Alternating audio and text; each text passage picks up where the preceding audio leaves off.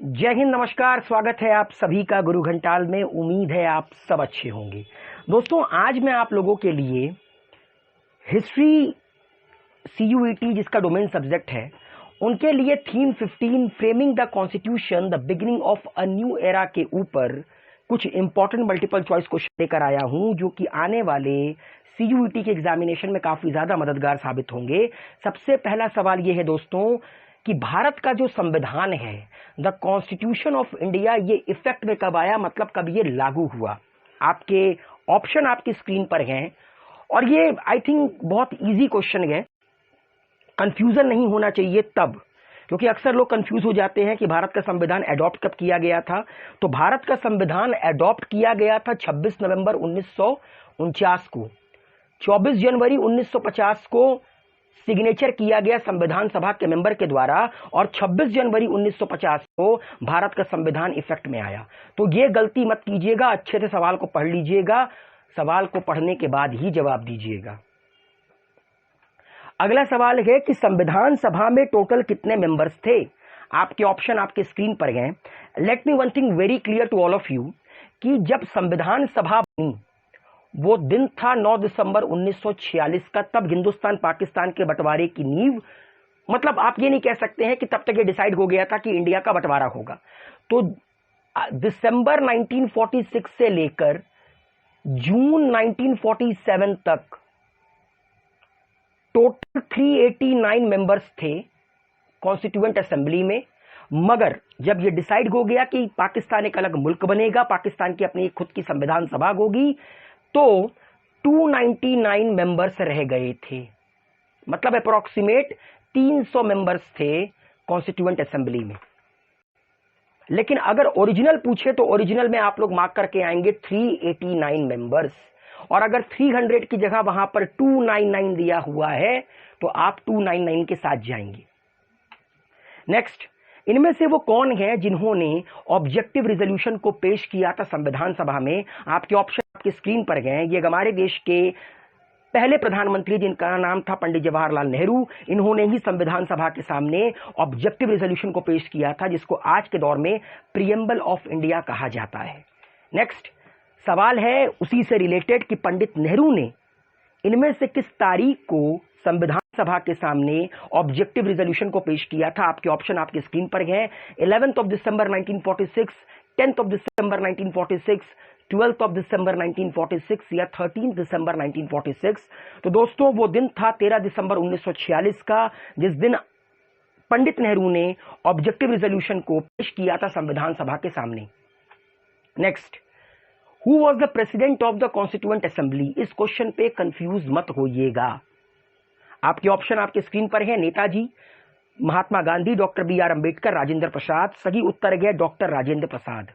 अक्सर लोगों को मैंने गलती करके देखा है कि लोग कहते हैं doctor BR Ambedkar. No, doctor BR Ambedkar was the president of the drafting committee.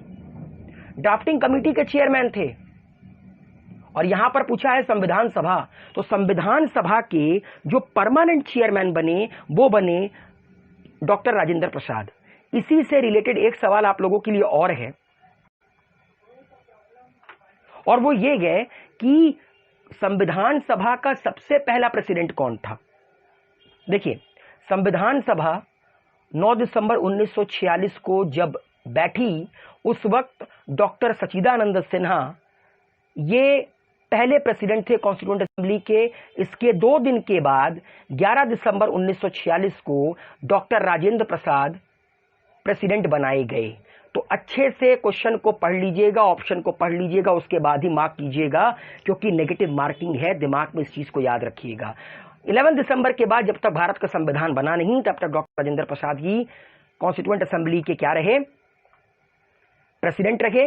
And कहा जाता है आजाद भारत, कहा क्या जाता है आजाद भारत के पहले प्रेसिडेंट भी डॉक्टर राजेंद्र प्रसाद ही थे। नेक्स्ट, डॉक्टर BR अंबेडकर किसके चेयरमैन थे। अभी मैंने आपको बताया doctor BR Ambedkar drafting committee के चेयरमैन थे। और याद रखिएगा, ड्राफ्टिंग कमेटी में टोटल 7 मेंबर थे। टोटल 7 लोग थे ड्राफ्टिंग कमेटी में। उन 7 के नाम आप लोगों को नहीं याद रखने हैं, मगर नंबर पूछे जा सकते हैं।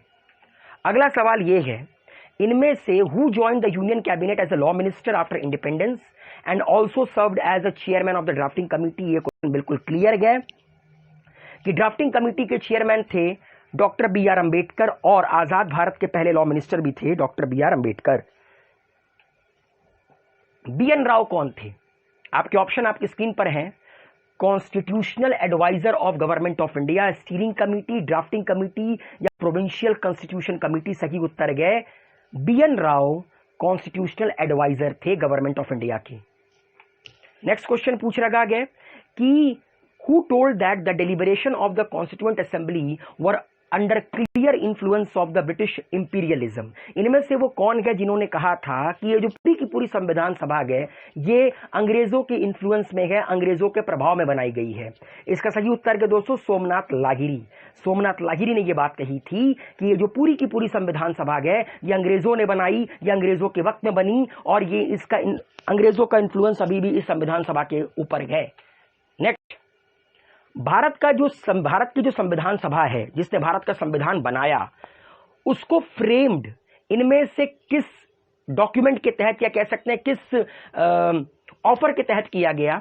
तो दोस्तों 1946 में अंग्रेजों के द्वारा एक कैबिनेट मिशन प्लान भेजा गया था, उसी में सबसे पहले भारत में संविधान बनाने के लिए संविधान सभा का जिक्र किया गया। अगला सवाल ये है, इनमें से वो कौन सा लीडर है जिसने सेपरेट इलेक्टोरेट की मांग की और उसने कहा कि सेपरेट इलेक्टोरेट मुसलमानों को इस देश में मिलना चाहिए? और ये मांग कहां पे रखी गई? ये मांग रखी गई संविधान सभा के सामने। आपके ऑप्शन गए अबुल कलाम आजाद, मोहम्मद अली जिन्ना, बी पॉकर बहादुर या बी एन राव। सही उत्तर के दोस्तों बी पॉकर बहादुर ने ये डिमांड रखी थी संविधान सभा के सामने कि मुसलमानों को सेपरेट इलेक्टोरेट देना चाहिए, जो अभी तक अंग्रेज देते आए थे। अगला सवाल के दोस्तों, इनमें से ड्राफ्टिंग कमेटी का वो मेंबर कौन था जो कि चीफ ड्राफ्टमैन था? मैंने आपको बताया ड्राफ्टिंग कमेटी के चेयरमैन थे doctor B R Ambedkar. Total 7 member थे ड्राफ्टिंग कमेटी में और इसके चीफ ड्राफ्टमैन थे एस एन मुखर्जी। ये आपकी किताब में प्रॉपरली मेंशन गए। S N Mukherjee was the chief draftman of the drafting committee of the constitution of India. Gandhi ji ने किस लैंग्वेज को फेवर्ड किया था एज ए नेशनल लैंग्वेज? तो गांधी जी ने हिंदुस्तानी को फेवर्ड किया था as the national language. Now इनमें से वो कौन है जिन्होंने कहा था कि जो सेपरेट इलेक्टोरेट है वो एक तरह का जहर का काम करेगी हिंदुस्तान की राजनीति के लिए? सही उत्तर के दोस्तों हमारे देश के सबसे पहले डिफेंस मिनिस्टर, हमारे देश के सबसे पहले होम मिनिस्टर, सबसे पहले deputy prime minister Sardar Vallabh भाई पटेल, इन्होंने कहा था कि सेपरेट इलेक्टोरेट एक तरह से जहर का काम करेगी हिंदुस्तान की राजनीति के लिए। हिंदुस्तानी लैंग्वेज जिसको महात्मा गांधी नेशनल लैंग्वेज बनाना चाहते थे वो किन दो लैंग्वेज का मिक्सचर था, किन दो लैंग्वेज का ब्लेंड था? तो हिंदू और उर्दू को मिलाकर हिंदुस्तानी लैंग्वेज बनाया गया था जिसको महात्मा गांधी नेशनल लैंग्वेज बनाना चाहते थे। नेक्स्ट, इनमें से वो कौन सा लीडर है जो चाहता था कि भारत का जो संविधान है वो हिंदी में लिखा जाए, उसकी जो ओरिजिनल कॉपी है वो हिंदी में हो? क्योंकि जैसा कि आप लोगों को मैं बता देना चाहता हूं, भारत की जो संविधान सभा थी उसने भारत का संविधान इंग्लिश में लिखा, क्योंकि हिंदी भारत के सारे पार्ट में नहीं बोली जाती है, साउथ इंडिया में नहीं बोली जाती है, बट इंग्लिश एक ऐसी लैंग्वेज है जो कई सारे हिस्सों में बोली जाती है, मैक्सिमम हिस्सों में बोली जाती है। लेकिन जो आरबी धुलेकर थे उनका मानना यह था कि हिंदी का इस्तेमाल होना चाहिए था भारत के संविधान के लैंग्वेज के रूप में। नेक्स्ट, आर्टिकल 25 से लेकर आर्टिकल 28 किस चीज से डील करता है भारत के संविधान का? तो आर्टिकल 25 से लेकर आर्टिकल 28 फ्रीडम ऑफ रिलीजन के बारे में बताता है। अगला सवाल के दोस्तों, इनमें से वो कौन से लीडर हैं जिनका ये मानना था कि Hindi should not be pushed aggressively and there should be a mutual adjustment and things should not be force on people, कि हिंदी को जबरदस्ती थोपा ना जाए, म्यूचुअल अंडरस्टैंडिंग के साथ, म्यूचुअल एडजस्टमेंट के साथ काम किया जाए, कोई भी चीज किसी के ऊपर थोपी ना जाए संविधान सभा के द्वारा। इसका सही उत्तर है, जिनकी तस्वीर आपको स्क्रीन पर नजर आ रही है, टी ए रामालिंगम। आर्टिकल 29 और आर्टिकल 30 भारत के संविधान का किससे डील करता है? कल्चरल एंड एजुकेशनल राइट्स से। Who among the following felt that rights of the states and felt that the relocation of power is necessary to strengthen the position of states and center? सही उत्तर के दोस्तों के Santa नाम का यह मानना था। What did Sardar Patel say in opposition to the provision of separate electorate? Separate electorate के opposition में सरदार पटेल ने क्या कहा था? There was no chance of British living in India, ये incorrect है। There was no need to continue demand for complete independence, ये भी incorrect है। There was no way to submit to the demand of British, ये भी incorrect है। There was no provision of separate electorate in any free country of the world। Sardar Patel ने कहा था विश्व में ऐसा कोई मुल्क नहीं है जो आजाद हो और जहां पर सेपरेट इलेक्टोरेट की मांग रखी गई हो। सेपरेट इलेक्टोरेट का इविल इफेक्ट क्या था? पहला, The provision of separate electorate was not good for the country, ये correct है। The provision of separate electorate will lead to the partition of the country, this is also correct। The provision of separate electorate has brought woes to the people, all of these, ये सारे के सारे evil effect थे separate electorate के, इसीलिए सरदार पटेल और बहुत सारे लीडर्स थे जो इसके ऑपोजिशन में थे। ये किसने कहा? The British element is gone but they have left the mischief behind, ये कहा सरदार वल्लभ भाई पटेल ने कि अंग्रेज चले गए मगर उनकी जो शैतानी खोपड़ी थी वो हिंदुस्तानियों के दिमाग में डाल के चले गए, तभी आप सेपरेट इलेक्टोरेट की मांग कर रहे हो। Now who demanded separate electorate for the depressed caste during the national movement? जब हम आजादी की लड़ाई लड़ रहे थे तब इनमें से वो कौन हैं जिन्होंने डिप्रेस कास्ट के लिए सेपरेट इलेक्टोरेट की मांग की? उत्तर बहुत सिंपल है, बाबा साहेब भीमराव अंबेडकर।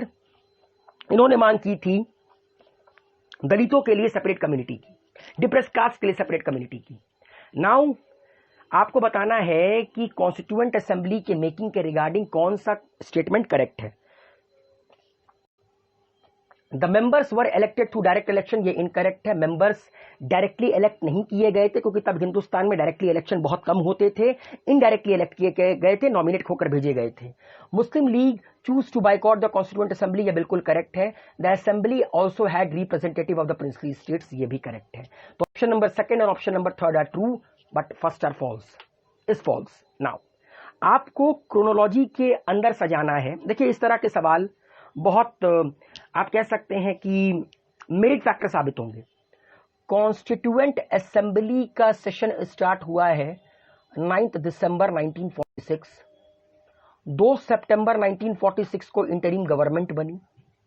पाकिस्तान का इंडिपेंडेंस हुआ 4 अगस्त 1947 को और संविधान का सिग्नेचर हुआ है 24 जनवरी 1950 को। तो आपको बताना है पहले क्या हुआ। पहले हुआ सेकंड, फिर हुआ फर्स्ट, उसके बाद फोर्थ, फोर्थ के बाद थर्ड। तो option number B is the correct option. Now अब बढ़ते हैं हम लोग अपने अगले सवाल की तरफ। The real minorities are the masses of this country, ये किसने कहा है? ये एनजी रंगा ने कहा था कि इस देश की जो रियल माइनॉरिटीज है इस देश की मासेस है, इस देश की भीड़ है, लोग हैं। ये किसने कहा था? That there can not be any divided loyalty, ये उत्तर प्रदेश के पहले चीफ मिनिस्टर रहे जिनका नाम है गोविंद वल्लभ पंत। इन्होंने कहा था that there can not be any divided loyalty. Last question, same answer, I believe separate electorate will be suicidal to the minorities, ये भी गोविंद वल्लभ पंत ने कहा था। इनका मानना था कि सेपरेट इलेक्टोरेट माइनॉरिटीज के लिए एक तरह की आत्महत्या होगी, एक तरह की सुसाइडल होगी। तो उम्मीद है दोस्तों ये जो सवालों की पूरी लिस्ट थी आप लोग को पसंद आई होगी। मुलाकात होगी अगले चैप्टर में, अगले सफर में। तब तक के लिए हेल्दी रहिए, सेफ रहिए, मस्त रहिए।